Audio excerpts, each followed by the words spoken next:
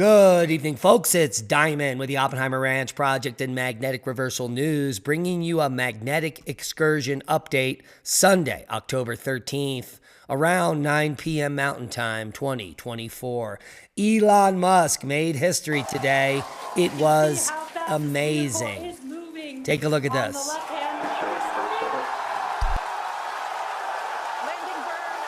Ignited. We're now down to 3 Raptor engines. We can see those chopsticks now in the air.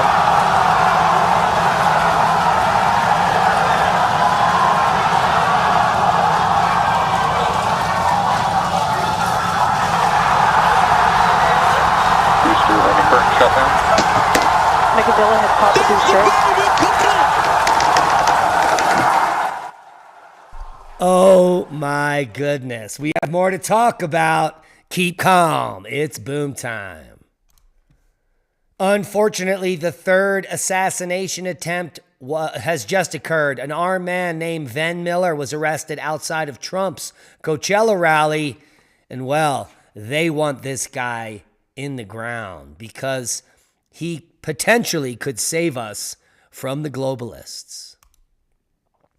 Tampa Bay gas lines ease as more fuels show up after Milton. Now, that's good news coming just moments ago. While some free gas distribution lines remain hours long, drivers manage to fill up at stations around Tampa Bay, which is good news. And tens of thousands of North Carolinians are still without power. Best to your parents, Jonathan. Well, 2 weeks after Hurricane Helene made landfall, some parts of western North Carolina are still struggling to get the basics. Tens of thousands are without electricity, and some communities still don't have clean water. Madison Scarpino is live in Asheville with those details for us. Madison. Arthel, that includes here in Buncombe County. While the water is now flowing for some, officials say it's not clean and it's not safe. And right now, we're at a popular restaurant in the River Arts District where so many businesses and livelihoods are now destroyed. This is 12 Bones Smokehouse. It's a staple in Asheville, and the owner tells us the building was almost completely submerged in water. He says part of the roof is lifted off, it's caving in, and mud is filling the building all the way up to the attic. Thankfully, he says the restaurant's second location in the city is not harmed, but he says his employees here are all wondering what's next. It's catastrophic damage. This location, for all intents and purposes, is I mean, it's done for now at least. I don't know. I really don't know if or when we could come back here. That's just one of the countless businesses and homes Helene wrecked. And in small towns all across the Appalachians, people are spending their weekends cleaning up mud and debris, trying to salvage anything they can. And back out here live, Arthel, everyone that we've spoken to, especially in those small towns cut off from the outside, they don't expect to get any power or for any major improvements to come anytime soon. Back to you. Oh, man, I was just looking up details about that smokehouse. Looks like a really good place it was.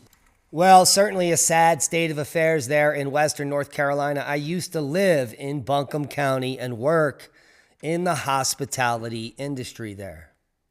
Our prayers go out to those affected. Now, the good news is that Florida has gotten 1 million more customers power on in the last 24 hours. Just 500,000 without power in Florida. That is literally a miracle. And just 17,000 customers in North Carolina. That's going to be the hardest hit regions there in Asheville and on the Shenandoah River. Now, folks, we are not out of the woods yet. Hurricane Nadine and Oscar could form in these two areas in the coming days. Hurricane season won't really come to an end for another 14 days. So we still have potential for hurricanes, and there is always potential for hurricanes, even in the winter. But official hurricane season will end in just about 2 weeks, and we are looking at some development off of Africa. The next storm will be named Nadine, and she will probably develop over the next 3 days and make her way to the Leeward Islands. Over half of the models are showing tropical storm development in just 2 days and hurricane strength in 4 or 5 days. So we'll keep a close eye on potential. The next named storm, Nadine, currently developing out off of Africa. Take a look at the current tracks once again, and we'll keep a close eye on this tropical development as it develops.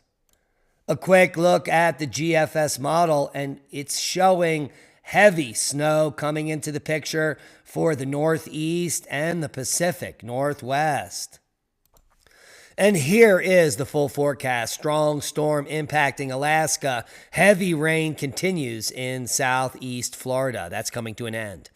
A strong storm will continue to bring impacts to Alaska, including moderate to heavy rain from the North Gulf Coast into the Panhandle, heavy snowfall along the coastal mountains and the interior, and strong winds along the coast. Heavy rainfall and localized flash flooding will continue in southeast Florida and the Keys, as strong thunderstorms are possible in the central Appalachians. Frost and freeze warnings up for the northern plains, so heed the warnings. Bring in your sensitive plants. The season is over. A quick look at the GFS model, the latest run for total accumulated snowfall. It's epic. Take a look at the next few days. So let's count them through. 1, 2, 3. In the next 3 days, the Northeast, many areas will see the first snow of the winter season, a season of pleasing. Following that, snow will dip down to the Pacific Northwest and into the Rocky Mountains as far south as Arizona and southern Cali as the winter season gets kicked off in a big way before the end of October. Take a look at these totals coming from the GFS model. Shut up, Al. Get in your hole. Al Gore is not happy because he predicted there would be no snow 3 years ago, and the snow is only getting deeper year after year. And in fact, the cold is now devastating the UK growing season. It's the second worst harvest ever. Yes, it's true. The UK is enduring its second worst harvest on record since 1983, with cold, damp weather crippling crops from wheat to grapes. Despite analysts predictably blaming climate change, the reality is that unseasonably cold and wet conditions, thanks to low solar activity and Hunga Tonga, exactly the opposite of warm and the dry future they forecasted, has devastated the growing season. And at the same time, NASA satellites are documenting parts of the Sahara Desert turning green amid an influx of heavy rainfall thanks to Hunga Tonga. Now, if you didn't know, the entire northern portion of Africa was green about 6,000 years ago. 8,000 years ago, the largest freshwater lake on Earth was right here, and it was called Lake Chad. The times are a-changing before our very lives. Seismic update. A few quakes of note on the map. We've got some activity in northern Alaska to the 3 magnitude range. We've got an outlier in Russia at 4.6. We've got activity on the transverse zone here near Easter Island, a 5.5 and another 5.1. How fun. In the west, we've got a 3.1 in Rachel, Nevada, and a very rare quake in South Carolina at 2.5. Now, this is all coming at a time where we have a seismic swarm happening just north and a little east of Astya volcano. The initial swarm began at Astya and then moved over to an extinct volcano named Herðubreið. Yeah, Herðubreið. Say that 5 times fast. Here you can see 12 hours ago, at least a few dozen quakes reaching above 2 magnitude. We've got some aftershocks now. Let me refresh this. We're going to keep a close eye on this region. Heidelberg has seen this type of activity increasing over the last several years. If we take a look at the volcanic zones on Iceland, this is the Reykjanes Peninsula where we've had those rift eruptions happening for several years now. Follow the East Volcanic Zone up here through the rift, through Austria, and just north of Austria on the rift is Heidelberg. So here we see Austria volcano is associated with this lake, and here we see Heidelberg. And this is an old volcano that erupted under the ice sheet. Yes, it is a composite volcano in the northern part of the Vatnajökull National Park in Iceland. And it erupted 12 to 15,000 years ago. There we can see a picture of it while it was underneath the ice. And this was the type of structure that formed as it erupted under hundreds of feet of ice. Pretty fantastic there. But we do see now some renewed activity at Heidelberg. Did I say it right? Herðubreið. Well, close enough. And take a look at Austria in the near vicinity where a cluster of earthquakes also occurred. And we're going to see that it's bad news. This is a VEI 5 volcano erupting in 1875 at VEI 5, 8910 BC at VEI 5, and has been quite active in the last century with a VEI 2, a VEI 2, and a VEI 2. Who knew? Now you do. That's a lot to ponder as we go through the rest of the volcanoes for the day. Sabancaya to 21,000 feet. Sangay, 20,000 foot puff. Fuego to 15. Santaguito to 14,000 foot. Sakurajima on the list, 7,000 foot blast. Samaru, who knew? 14,000 foot today. Swanasima, 6,000 foot puff there. 8,000 foot for Dukono. We've got Manam, an 8,000 foot puff today. Any more numbers? Yes, 14,000 foot blast from Ibu, 15,000 for Santaguito. Sangay to 20,000, Semaru to 14, Dukono to 8, Manam to 8. Quite a list. Popo to 21,000 feet today, and Sakurajima exploded to 7,000. Wrapping up the list, Fuego to 15. Space weather is getting spicy. We just had a impulsive M flare. Let's see where that baby reached. We don't have any data here. Well, it's looking like, well, let's see. Let us take a look over at the GOES X-ray flux. Well, it's just not coming up. Now, is it, folks? Well, GOES X-ray flux is not coming up, but we can see over here the last flare event, the impulsive one we're looking at is M3.4 from active region 3848. Let's take a quick look over at the disk. 3848 is over here, the departing region. So this is not going to be geo-effective, which is good news for us. We've had enough of those auroras now, haven't we? Now, making history today is Elon Musk. This is the first of his super large body rockets to be caught by what is called the cosmic chopsticks. Engines, and this view is incredible right now. You can see how fast this vehicle is moving on the left-hand screen. Landing burn, 13 ignited. We're now down to 3 Raptor engines. We can see those chopsticks now in view.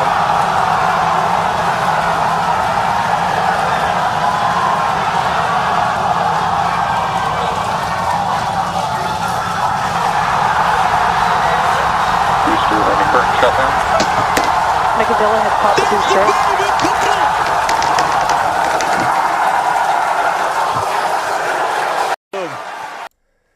Absolutely incredible. The first time ever this was attempted and a successful catch with the cosmic chopsticks. Wow. They just saved tens of millions of dollars on this project, and Elon Musk is making history before our very lives. Now, the second part of the spaceship came to rest in the Indian Ocean, and it landed precisely on target. Both objects landed, well, the first was caught within centimeters of the grips of the cosmic chopsticks. The second part was not meant to be recovered, but it lasted all the way to the Indian Ocean, which is a first. Even the 165-foot upper stage managed to pull off a textbook flight, taking off early Sunday morning from the company's test flight facilities in Boca Chica, Texas, and orbiting the Earth for almost an hour. Absolutely amazing. It came crashing down in the ocean and exploded. And it was fantastic indeed. Let's take a look at some of the shots here. They had a craft so close to the impact zone because they knew exactly where it would land. This is how good these folks are. They are getting within centimeters of accuracy. And don't forget to get out at sunset about an hour, 45 minutes or an hour after, and look up, find Venus, and look to the right. Tonight, I missed it. I went out and looked. Tomorrow night, I'm going to have a better opportunity. Each night, it will be darker at each position.